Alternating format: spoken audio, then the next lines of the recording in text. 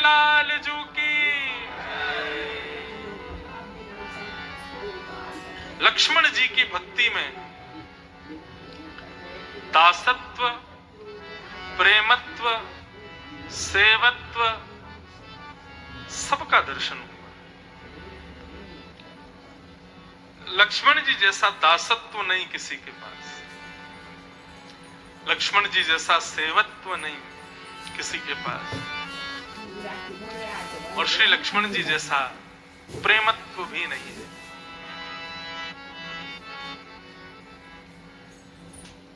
भ्रातृभाव भी ऐसा किसी के पास नहीं, पुत्र भाव भी ऐसा किसी के पास नहीं, और पति भाव भी ऐसा किसी के पास नहीं। लक्ष्मण जी ने हर भाव का निर्वहन किया है। लक्ष्मण जी श्रेष्ठ पुत्र हैं, श्रेष्ठ दास हैं, श्रेष्ठ भाई हैं, श्रेष्ठ आचार्य हैं, श्रेष्ठ सेवक हैं, सब कुछ श्रेष्ठ है, परंतु 14 वर्ष वन में रहने के बाद भी श्रेष्ठ पति भी हैं। नित्य भले स्वयं प्रसादी नहीं पाई होगी, लेकिन उर्मिला कभी भूखी भी नहीं सोई लक्ष्मण जी के भाव से।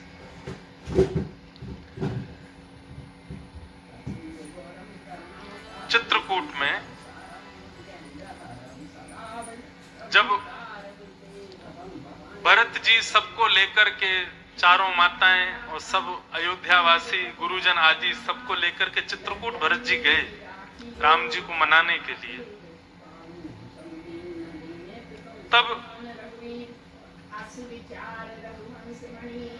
उर्मिला जी भी आई थी साथ में। तो सीता जी के मन में भाव आया, बोले कि अब ये हमारे संकोच के कारण, और सब बड़े लोग हैं यहाँ पर, इस संकोच के कारण बेचारे लखन जी तो बात भी उर्मिला जी से नहीं कर पाएंगे।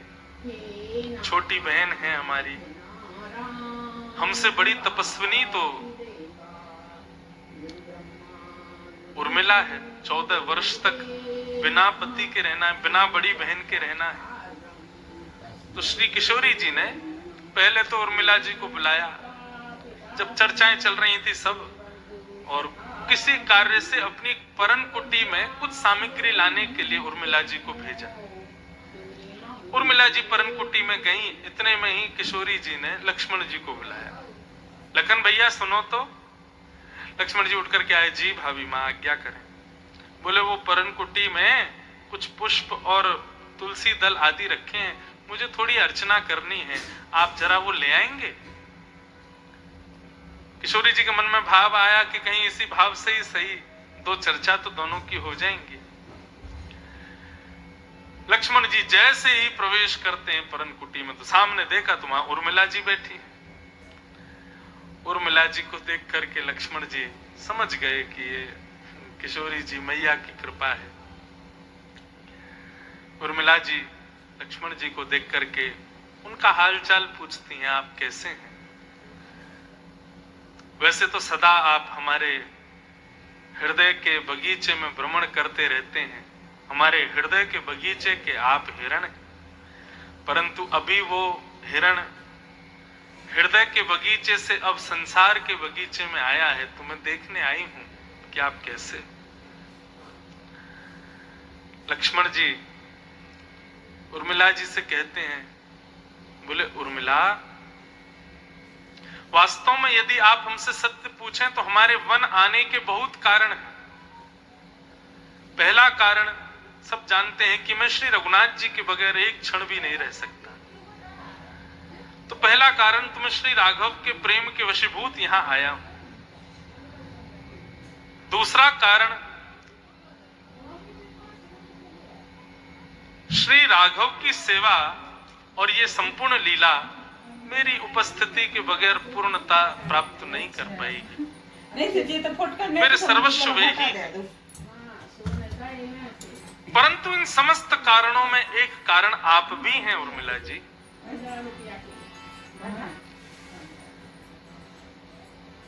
लाली ने शांत है जा भैया।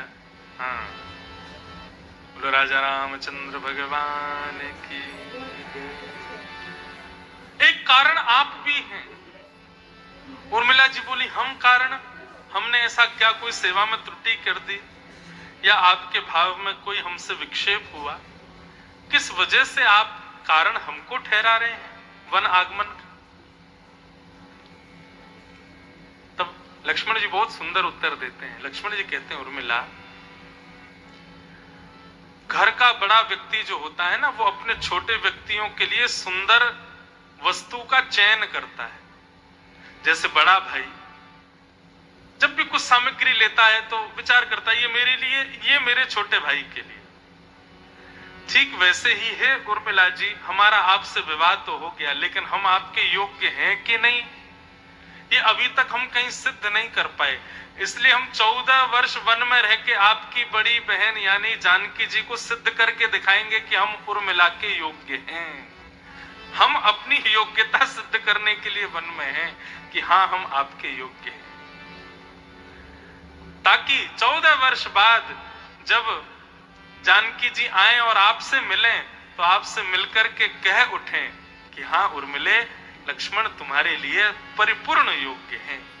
तो हम आपके योग्य बन जाएं, उसकी सिद्धता के लिए हम वन में विचरण कर रहे हैं। बाकी है उर्मिला जी, आप जैसी गृहिणी किसी व्यक्ति को यदि प्राप्त हो जाए तो ये मानना चाहिए कि वो उसकी तपस्या का फल है, परंतु यदि उस व्यक्ति ने तपस्या ना की हो और ऐसी गृहिणी मिल जाए तो उसको तपस्या करनी चाहिए। तो इसलिए मुझे लगता है आप जैसी गृहिणी मेरे जीवन में आई है, मैंने कोई पूर्व में तपस्या तो नहीं की होगी, तो आपको प्राप्त मैंने सहजता से कर लिया, तो कहीं सहज की वस्तु का मूल्य कम ना हो जाए, इसलिए आपकी प्राप्ति के फलस्वरूप अब मैं तप करने के लिए 14 वर्ष वन में रहूंगा। उर्मिला जी के भाव को बढ़ा रहे हैं। बंधुओं, लक्ष्मण जी बिल्कुल क्रोधी नहीं है। लक्ष्मण जी बिल्कुल स्वभाव उनका क्रोधी, वो बिल्कुल इतने शील हैं लक्ष्मण जी। बस कैकेयी को छोड़ करके राम जी के विमुख जिसने भी आवाज उठाई, लक्ष्मण जी उसको नहीं छोड़ते। बस राम जी के बारे में नहीं सुन सकते, अगर उनके बारे में कुछ कहोगे तो फिर तुम नहीं बचने वाले। बाकी लक्ष्मण जी का स्वभाव कैसा है, बिल्कुल राम जी जैसे ही हैं लखनलाल जी। तो ऐसे उर्मिला जी के हृदय में प्रेम को स्फुटित कर देते हैं। वास्तव में 14 वर्ष तक उर्मिला जी जीवित रहीं और लक्ष्मण जी के भाव में अवस्थित रहीं, वो इन्हीं वचनों को सुनकर के, जो लक्ष्मण जी ने अभी उर्मिला जी से कहे हैं, इनको सुनकर के उर्मिला जी के हृदय को अत्यंत शीतलता का अनुभव हुआ और तब उर्मिला जी 14 वर्ष निकाल पाई लक्ष्मण जी के वियोग में भी। ऐसे हैं हमारे लखन भैया लक्ष्मण जी। तो ये सब तो लक्ष्मण जी का प्रेमत्व था, सेवत्व था, पत्नी व्रत था, भ्रातृ व्रत था, गुरु व्रत था, सेवक व्रत था, सब था। लेकिन अब चर्चा है लक्ष्मण जी के ज्ञान की। लक्ष्मण जी कैसे ज्ञानी है? अब ये बात हम इसलिए कह रहे हैं कि भैया सेवा, भाव, प्रीति, भक्ति, इन सबका उद्गम स्थल ज्ञान ही है। जाने बिन न होए प्रतीति, बिन प्रतीत होत नहीं प्रीति। बिना जाने, बिना ज्ञान के प्रतीति नहीं होगी और बिना प्रतीति के प्रीति नहीं होगी। कई लोग कहते हैं हमसे ज्ञान की ज्यादा चर्चाएं मत करो, हमको तो सीधे प्रेम की बातें सुनाओ, हमको तो सीधे रस की बातें सुनाओ। अरे भाई, जब तक ज्ञान के सोपान को चढ़ोगे नहीं तब तक ऊपर के प्रेम और रस के सोपान पर पहुंच नहीं पाओगे। ज्ञान मार्ग है। हमारे लखनलाल जी, मानस में वर्णन आता है, लखन जी पूरे वनवास में एक ही चीज का इंतजार करते थे। किसका? कि राम जी कब कहीं रुक करके बैठे और थोड़े से निवृत्त हों, भोजन आदि करके थोड़े से, जैसे ही ये निवृत्त हों, ये फ्री हों, तो मैं इनके चरणों में बैठ करके इनसे कुछ सत्संग सुनूं। लक्ष्मण जी इसी की प्रतीक्षा में रहते थे। दुनिया के लोग सोचते हैं कि हम खाली बैठे तो थोड़ा आनंद करें, थोड़े गप्पे मारें, थोड़े खेलें कूदें, लेकिन लक्ष्मण जी का एक ही प्रलोभन है कि राम जी कब किसी स्थान पर बिल्कुल सब कार्यों से निवृत्त होकर के बैठे और मैं राम जी के चरणों में निवेदन करूं कि आप मुझे कुछ सुनाइए। लक्ष्मण जी यही करते हैं। जहां कहीं भी राम जी को थोड़ा भी अवकाश दिखता है, तुरंत लक्ष्मण जी पहुंच जाते हैं, भगवान को सुनाइए ना। और तब राम जी उनको सुंदर भाव भक्ति के ज्ञान की चर्चाएं सुनाते हैं लक्ष्मण जी को। ऐसे श्री लक्ष्मण जी। तो प्रसंग कुछ इस प्रकार है बंधुओं। वैसे तो बहुत जगह ज्ञान का दर्शन है, परंतु अभी जो मेरे अवलोकन में आया मैं उसको प्रस्तुत करूं। अब थोड़ा सा गंभीर और ज्ञान प्रदक प्रसंग है, ध्यान से सुनिएगा। भाव है जब निषाद राज गुह संग में हैं तीनों के, राम लक्ष्मण और जानकी जी तीनों जब वन में विचरण कर रहे हैं, निषाद राज गुह संग में सुंदर एक परन कुटी का निर्माण किया और उस परन कुटी में प्रसाद आदि पाने के बाद में थोड़ी देर कुछ चर्चा करने के बाद दोनों दंपति विराजमान हो गए। युगल सरकार श्री अवध बिहारिणी बिहारी जी सरकार शयन करने चले गए। अर्धरात्रि का समय था। उठे लखनऊ प्रभु सोवत जान, कहीं सचिव ही सोवन मृदुवानी। कछुक दूरी सजी बान सरासन, जागन लगे बैठ वीरासन। जैसे ही देखा कि राघव अब शयन कर गए हैं तो लक्ष्मण जी उठ गए, अपने तुरंत धनुष बाण आदि सब उठाए, साथ में निषाद राज गुह को लिया और थोड़ी दूरी पर चारों तरफ निषाद राज गुह के सेवक बैठे हैं और लक्ष्मण जी भी वीर आसन में अपने बाण और धनुष को संधान करते हुए रक्षात्मक भाव से बैठ गए थोड़ी दूर जाकर के। इतने में ही निषाद राज गुह भी उठ करके गए और जाकर के लक्ष्मण जी के बगल में बैठे। आप लखन पही बैठे उजाई, कठी भाथी सर चाप चढ़ाई। निषाद राज गुह भी बैठ गया लक्ष्मण जी की तरह, उसने भी धनुष बाण का संधान किया। थोड़ी देर बैठे रहे, तभी निषाद राज गुह ने अपने मन की जिज्ञासा को प्रकट किया। और क्या जिज्ञासा प्रकट की? सोवत प्रभु ही निहार निषादु, भयउ प्रेम वश हृदय विषादु। भूपति भवन सुभाए सुहावा, सुरपति सदन न पट तर पावा। निषाद के हृदय में एक संशय प्रकट हुआ, एक जिज्ञासा प्रकट हुई। लक्ष्मण जी से कहने लगा, बोले लखन जी, हमारे राघव और सियाजू ये इस प्रकार परनकुटी में सोए हैं, फूस के बिस्तर लगा करके उस पर लेटे हैं। ये छवि देख करके, ये रूप देख करके मेरे मन में मुझे बड़ा अच्छा नहीं लग रहा है। कहां तो चक्रवर्ती सम्राट राजा दशरथ के महल में रहने वाले राजा राम, जो कभी अपना चरण भी पृथ्वी पर नहीं रखते हैं। अरे हमने तो ऐसा सुना था कि भैया कि जब जनक राज के सुंदर किशोरी जी के स्वयंवर में राम जी गए तो उस समय पुष्प वर्षण किए गए, तो पुष्प वर्षण से राम जी जब उन पुष्पों पर चलने लगे तो राम जी के चेहरे पर थोड़ी शुष्कता आने लगी, थोड़ी आंखें मिचमिचाने लगी। क्यों?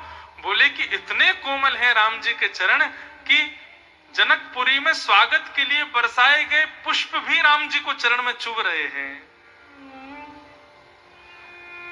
मेरे मन में ये भाव आता है, ऐसे कोमल रघुनाथ, ऐसी कोमला जानकी जी, ये आज इस वन में कैसे विचरण कर रहे हैं?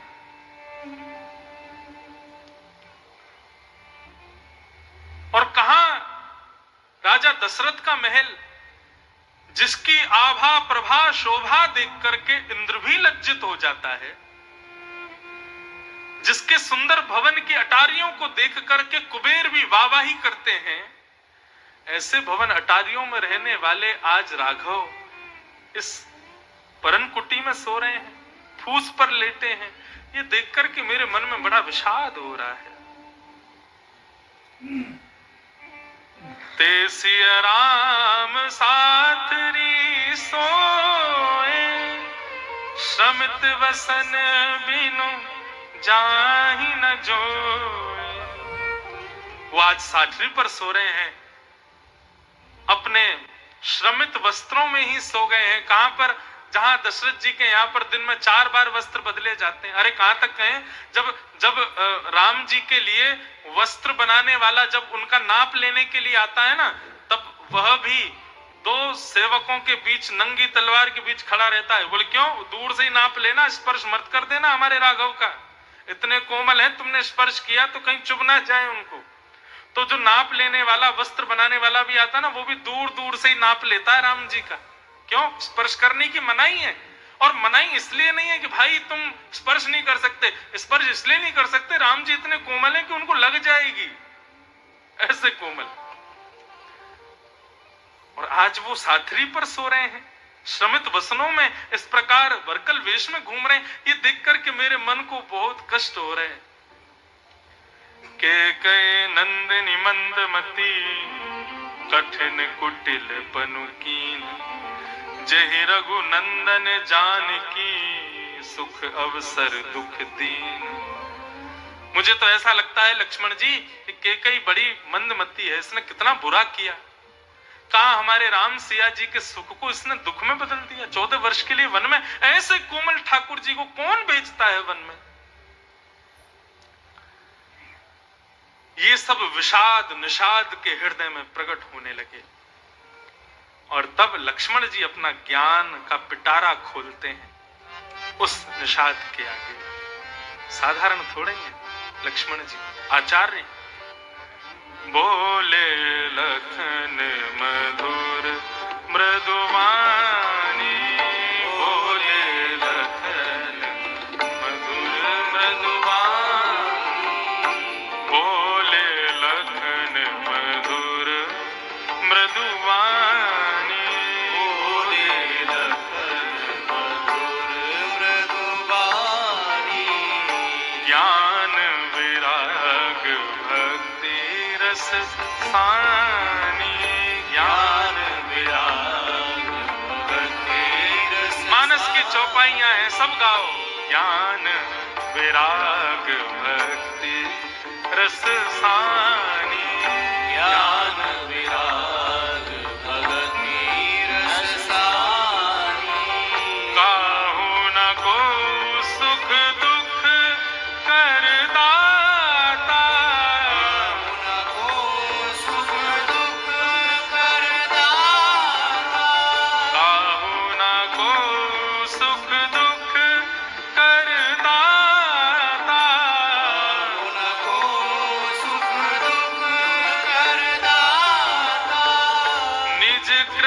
कर्म भोग सब भ्राता, भोग सब भ्राता। निज कृत कर्म भोग सब भ्राता, कर्म भोग सब भ्राता। बोले लखन मधुर मृदुवानी,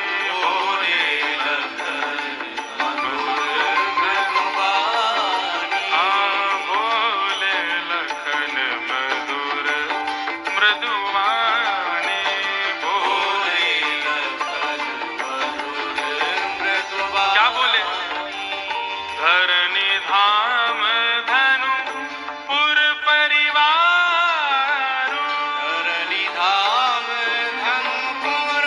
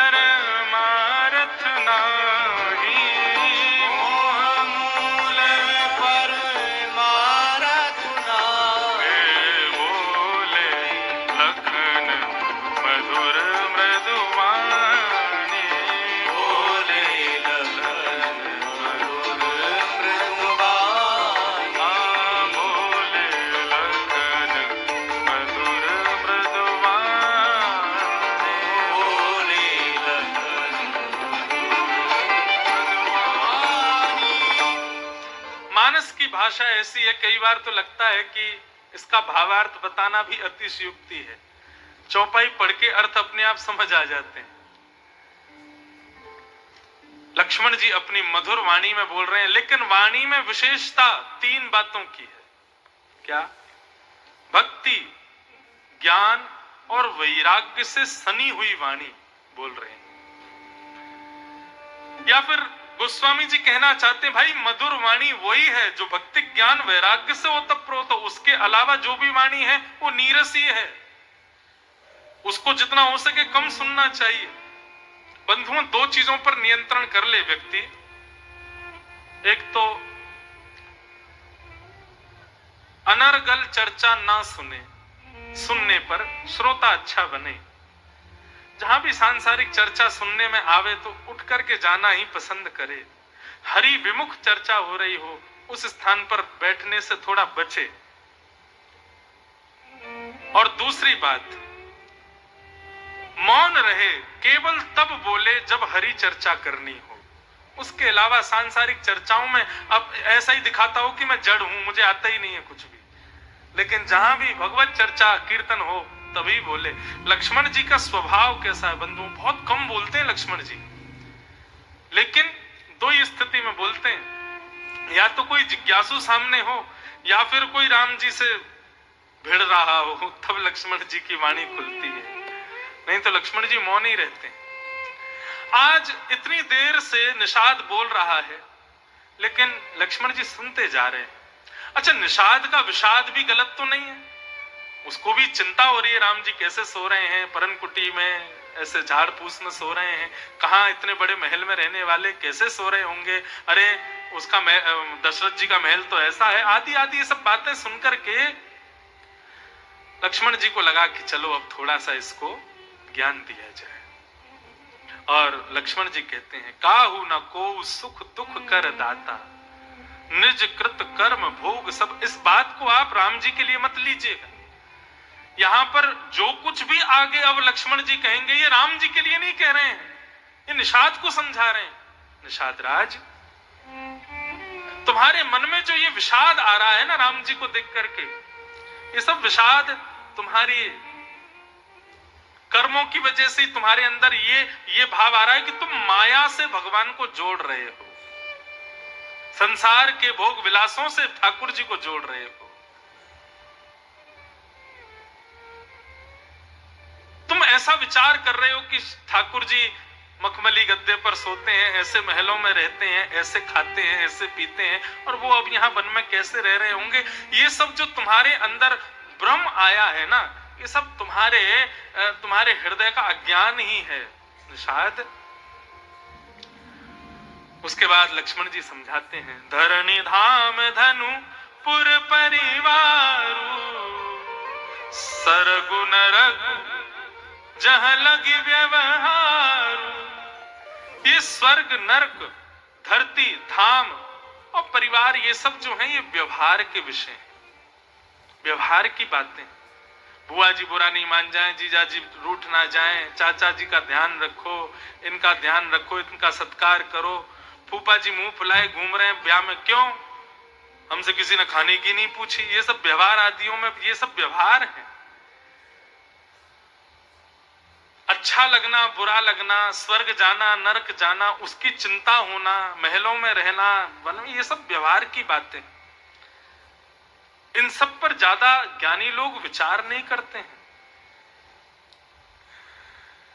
होई विवेक मोह भ्रम भागा, जब विवेक प्राप्त हो जाता है निषाद, तब सब भ्रम अपने आप दूर हो जाते हैं। और तब रघुनाथ चरण अनुराग, तब श्री राघव के चरणों में अनुराग बढ़ता है, प्रीति बढ़ती है।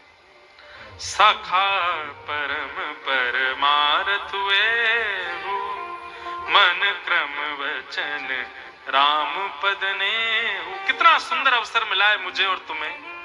राम जी हमारे साथ में इस विहंगम वन में एकांत वास में हमको दर्शन दे रहे हैं, जिनके दर्शन के लिए योगी बड़े बड़े निर्मलात्मा विमलात्मा शुद्धात्मा भजन करते हैं तब जाकर के भी जिनकी एक क्षण की झलक नहीं मिल पाती, सोचो ना निषाद, वो हमारे संग खा रहे हैं, हमारे संग घूम रहे हैं, हमारे संग सब लीलाएं कर रहे हैं, ये सब हमको प्रदान कर रहे हैं, और इस बीच में तुम ये विषाद अपने हृदय में ला रहे हो। ये सब हृदय में मत लाओ। वास्तव में ये कैसे दूर होगा? जब तुमको विवेक की प्राप्ति होगी। और विवेक कैसे मिलेगा? बिनु सत्संग विवेक ना होई। बिना सत्संग के विवेक नहीं होता निषाद। अगर तुमने सत्संग किया होता, अगर तुमने जीवन में किसी साधु का संग किया होता, तो तुमको ये सब विचार मन में नहीं आता कि राम जी ऐसी परन कुटी में रह रहे हैं, इनको कष्ट हो रहा होगा, श्रम हो रहा होगा, कहां महलों में रहने वाले अब वन में रह रहे हैं। ये सब भाव तुम्हारे हृदय में परिवर्तित नहीं होते। यदि तुम सत्संगी होते तो तुम्हारी दृष्टि बदल जाती, और दृष्टि बदलती तो तुम्हें कैसा दर्शन होता? राम ब्रह्म परमार्थ रूपा, अविगत अलख अनादि अनूपा, सकल विकार रहित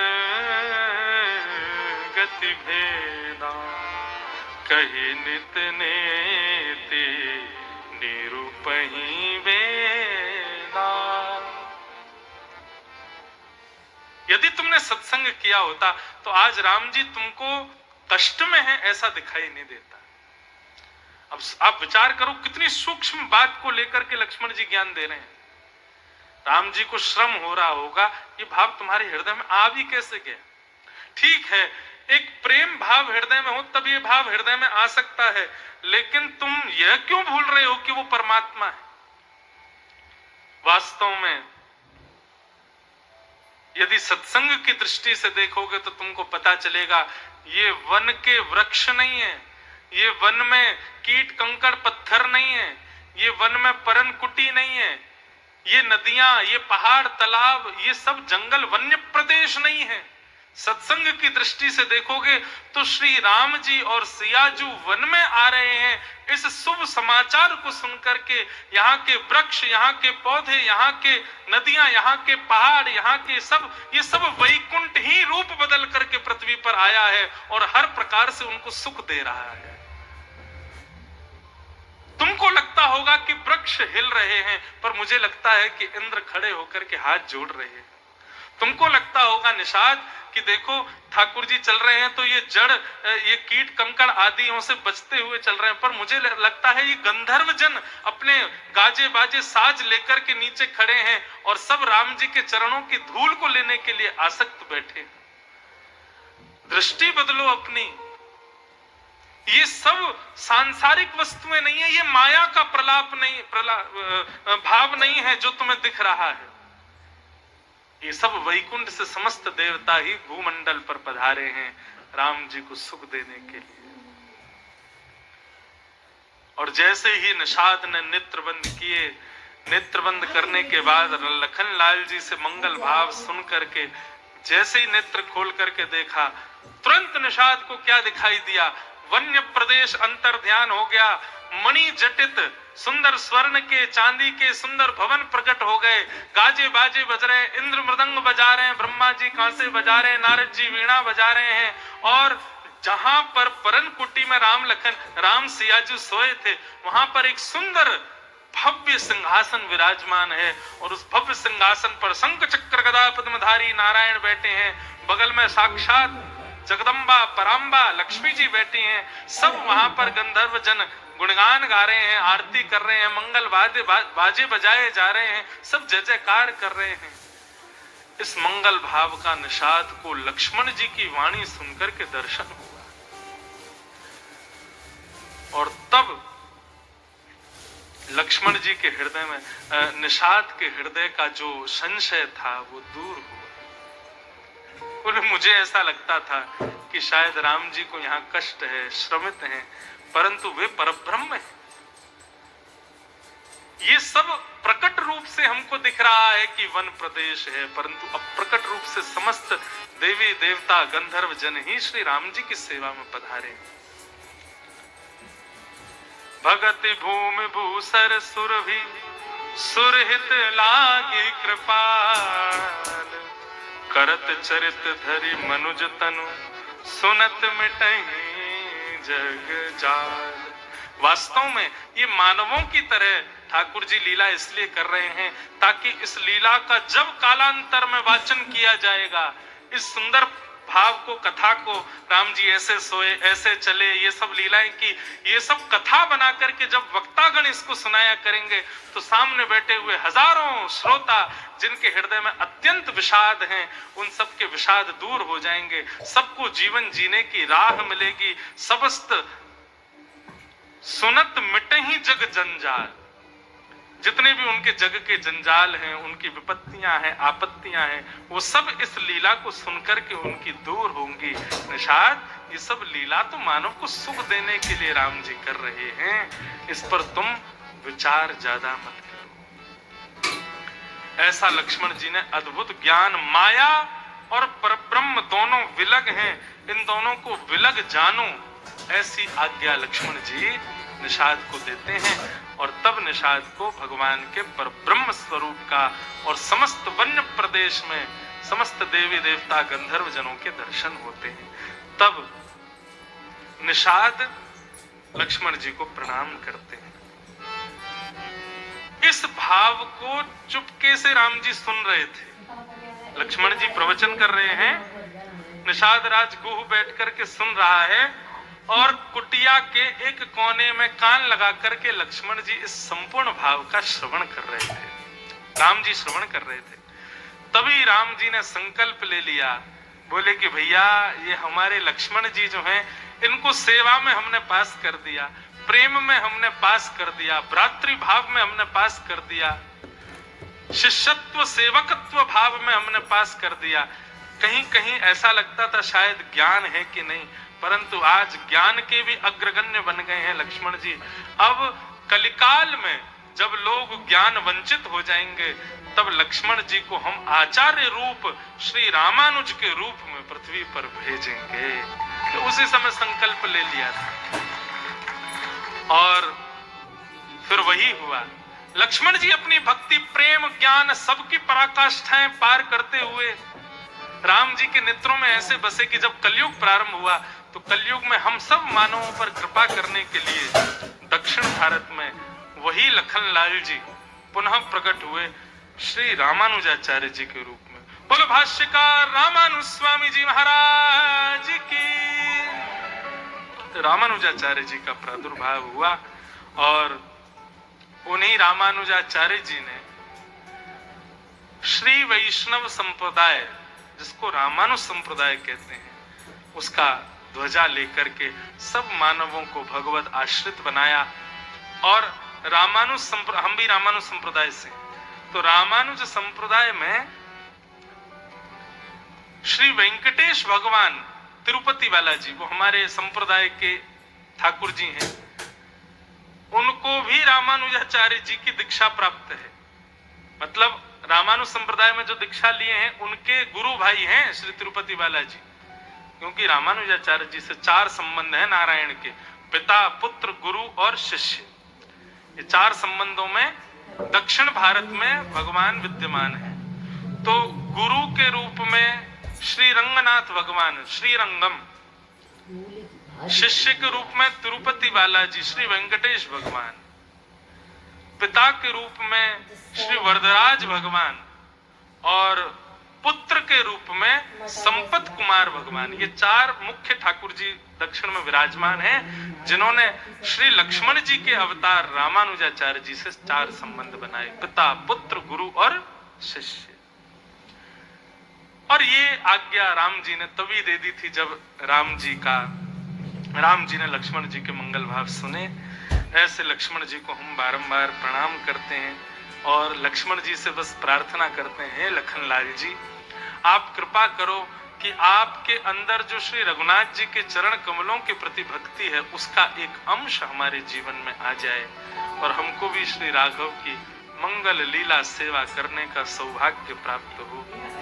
आओ आज के मंगल भाव को, लक्ष्मण जी के सुंदर भाव को महादेव के चरणों में अर्पित करते हैं। राम जैसा नगीना नहीं, सारे जग की बजरिया राम जैसा नगीना नहीं, सारे जग की सब लोग गाओ।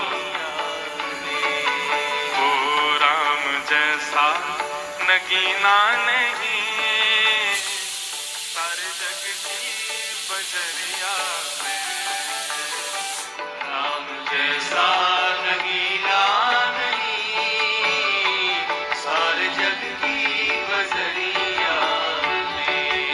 ओ नीलमणि जड़ाऊंगी अपने मन की मुदरिया में, नीलमणि जड़ाऊंगी अपने मन की बंधुओं, आपको पता है बचपन में जब राम जी छोटे थे और गुटरुन गुटरुन चल कर के जब पूरे अवध में घूमते थे, तो कौशल्या मैया राम जी की कांति को, जो कि श्याम वर्ण के हैं, श्याम वर्ण के हैं, नील वर्ण के हैं, इसलिए कौशल्या मैया प्रेम से राम जी को नीलमणि ही बुलाती थी।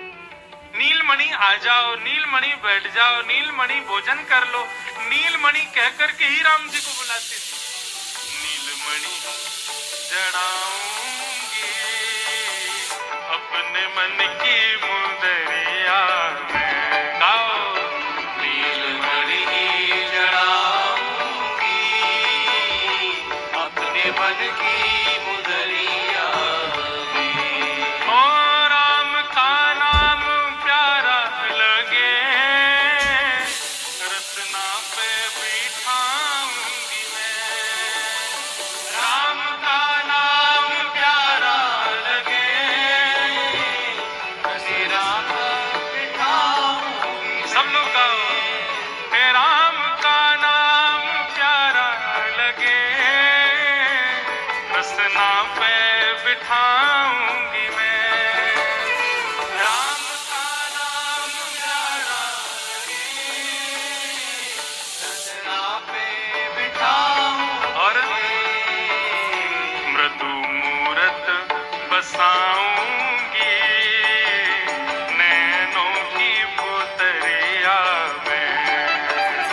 मृदु मूरत बसाऊंगी नैनों की पुतरिया। क्योंकि राम जैसा नगीना नहीं, सारे जग की बजरिया में। राम जैसा नगीना नहीं, सारे जग ऐसे नहीं, करताल बजा के गाओ। राजा रामचंद्र भगवान की बोल, नीलमणि लाल की।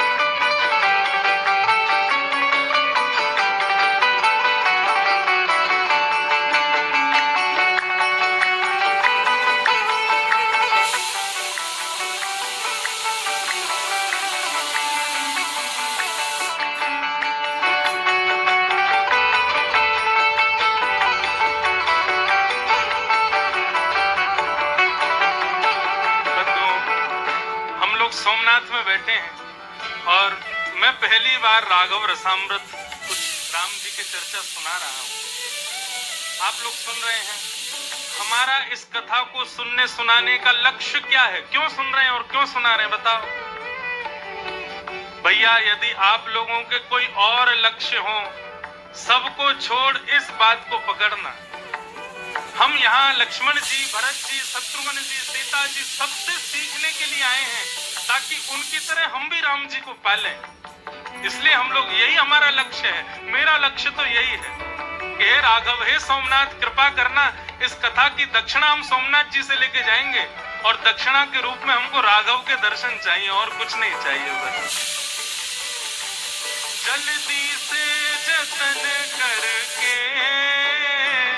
राघव को रिझाना है, जल्दी से जतन करके राघव को रिझाना है। हाँ, जल्दी से जतन करके राघव को रिझाना है, जल्दी से जतन करके राघव को रिझाना है। क्योंकि कुछ दिन ही तो रहना है, कुछ दिन ही तो रहना है, काया की कुठरिया में कुछ दिन ही तो रहना है, काया की कुठरिया में। हे राम जैसा नगीना नहीं सारे जग की बजरिया में। ओ राम ऐसा लगेगा नहीं सारे जग की बजरिया में। है झूठे सभी रिश्ते और झूठे सभी नाते, है झूठे सभी रिश्ते और झूठे सभी नाते। हाँ, है झूठे सभी रिश्ते और झूठे सभी नाते, है झूठे सभी रिश्ते और झूठे सभी नाते। तो दूजा रंग न चढ़ाऊंगी अपनी श्यामल चदरिया में, दूजा रंग ना चढ़ाऊंगी अपनी श्यामल चदरिया। आप से गाओ राम जैसा नगीना नहीं सारे जग की बजरिया में। राम जैसा नगीना नहीं सारे जग की बजरिया। हे सीताराम सीताराम सीताराम कहिए, सीताराम सीताराम सीताराम कहिए। हे सीताराम सीताराम सीताराम कहिए, सीताराम सीताराम सीताराम कहिए। और जाहि विधि रखे राम ताहि विधि रहिए। ओ जाहि विधि राखे राम ताहि विधि रहिए। हे जाहि विधि रखे राम ताहि विधि जाहि विधि राखे राम ताहि विधि रहिए। राम जैसा नगीना नहीं सारे जग की बजरिया में। ओ राम जैसा नगीना नहीं सारे जग की बजरिया। ओ नीलमणि जड़ाऊंगी अपने मन की मुदरिया में। नीलमणि जड़ाऊंगी अपने मन की मुदरिया। ओ सारे जग की बजरिया में, सारे जग की बजरिया। ओ सारे जग की बजरिया में। सारे जग की बजरिया।